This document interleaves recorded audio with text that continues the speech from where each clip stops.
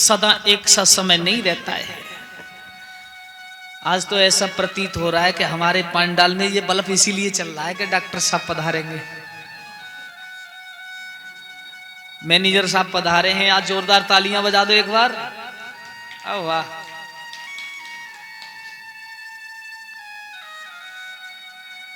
बड़ी खुशी है कि ज्यादा नहीं, हमें थोड़ा समय दान करना चाहिए भक्ति भाव में। कभी नहीं, देखिए भगवान गीता में भी कहते हैं कि सत्कर्म करने से मनुष्य को सुख प्राप्त होता है, और सत्य कर्म से अगर सुख मिल जाए तो फिर उस सत्कर्म को छोड़ना नहीं चाहिए। कभी कभी लोग ऐसा करते हैं कि जब तक कष्ट है तब तक धन भी नहीं है, कष्ट है, भक्ति करो, खूब करो, ये धार्मिक कार्यक्रम कराओ, ये करो, यज्ञ करो, अब घर पर यज्ञ कराओ, भोले बाबा पर जाओ, कांवर चढ़ाओ, प्रभु ये काम हो जाए। और जब आदमी सुख का अधीन हो जाता है ना, तो सोचता है कि अब तो जीवन में आनंद आ रहा है, अब फिर क्यों कराएं सब काम। पर ध्यान रखना, ये सुख भी जो मिला है वो सत्कर्मों से मिला है।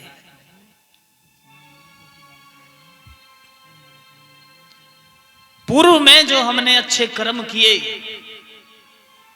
उन पूर्व जन्म के कर्मों से हमें मनुष्य का शरीर, धन, दौलत, पुत्र, नाती, बेटा, सब कुछ कर्म से प्राप्त होता है।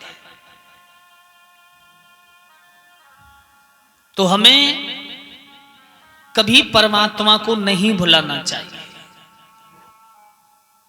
महाराज हरिश्चंद्र लेकर के चले, आज राजा चलते जा रहे हैं, एक हाथ रोहित का हरिश्चंद्र ने पकड़ रखा है, एक तारा ने, और 201 रुपए का दान किया है श्रीमान वीरपाल सिंह जी। 501 रुपए का दान किया है हमारे भैया श्रीमान रामोतार सिंह चक्की वाले। 501 रुपया श्रीमान रामोतार भैया चक्की वाले भगवान के चरणों में पवित्र कमाई को भेंट किया। भगवान इनकी ओर कृपा दृष्टि बरसाते रहे, भंडार भरते रहे। आगे चले महाराज, क्या देखा? हरिश्चंद्र आगे चलते जा रहे हैं, चलते जा रहे हैं, काशी के बाजार में पहुंचे हैं,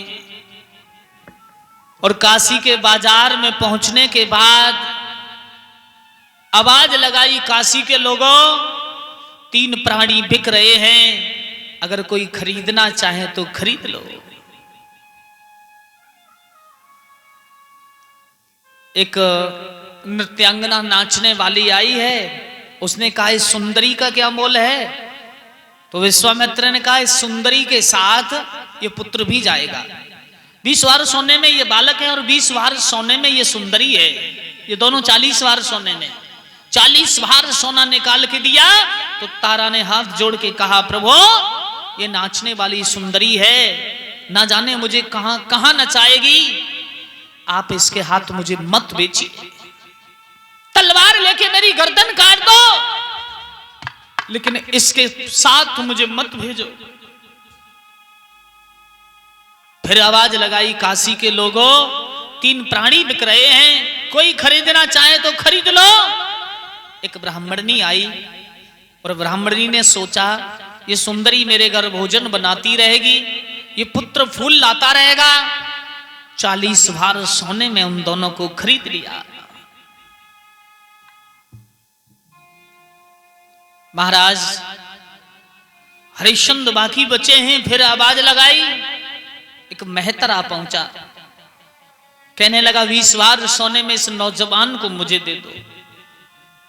20 वार सोने में नौजवान को खरीदा मेहतर ने, और तारा रोहितास को गोदी में उठा करके जब चली तो रोहित रोने लगा। वो क्या समय होगा, वो कौन सी घड़ी होगी कि एक पिता को अगर पुत्र छोड़े तो क्या संकट है। अरे वो तो बाजार में बिक करके जा रहे हैं, प्रमाण तो हकीकत यहां है कि जब मैं अपने घर से कथा कहने के लिए निकलता हूं तो एक बच्चा है मेरा 3 वर्ष का, गाड़ी में बैठ जाता है, कहता पापा मैं चलूंगा, तो मुझे मुंह फेर करके बस आंसू निकलते हैं और बच्चे उतार लेते हैं गाड़ी से। कम से कम 20, 10, 15 किलोमीटर तक वही दिमाग में गूंजती रहती है, वो रोता रह जाता है। तो बस रोना ही आता है और कुछ नहीं आता। हम तो सिर्फ 7 दिन या 2 कथा करने के लिए आ रहे हैं, तब इतना दुख है उस बच्चे को छोड़ने का। और जिस पिता की आंखों से सदा सदा के लिए बिक करके बाजार में जो मासूम जा रहा हो, उसकी क्या दशा होगी।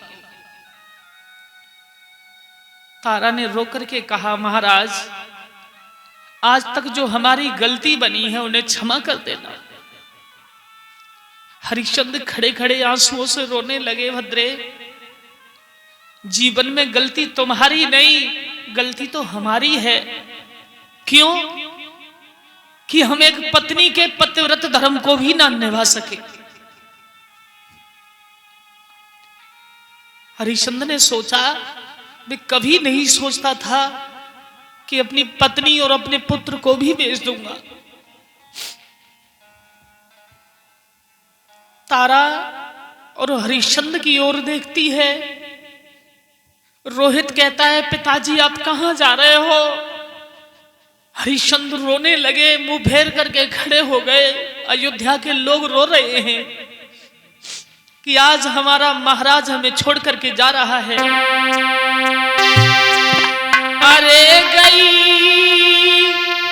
अब उदासी छाई, बिकवे जाए रहे तीनों प्राणी।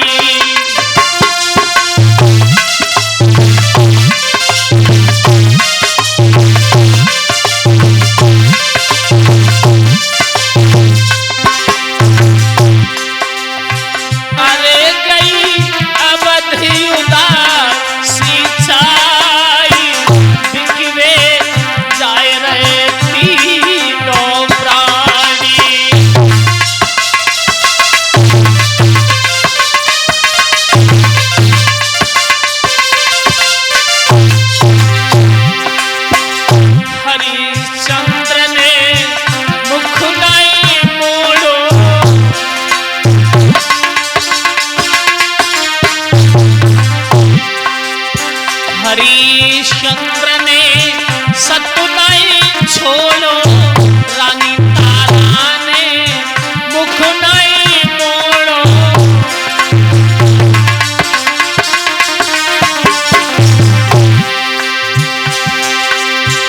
रोवे बेटा यदि कोई ताज, बिकवे जाए रहे तीनों प्राणी।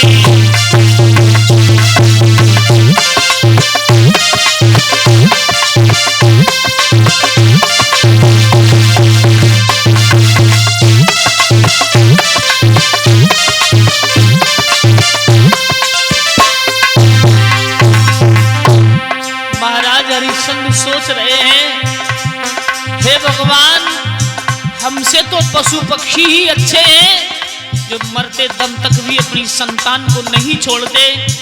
अरे हम कितने निर्दयी हैं जो आज अपने पुत्र और पत्नी को बाजार में बेच करके यहां से चल दिए। ऐसे भूप हाय बने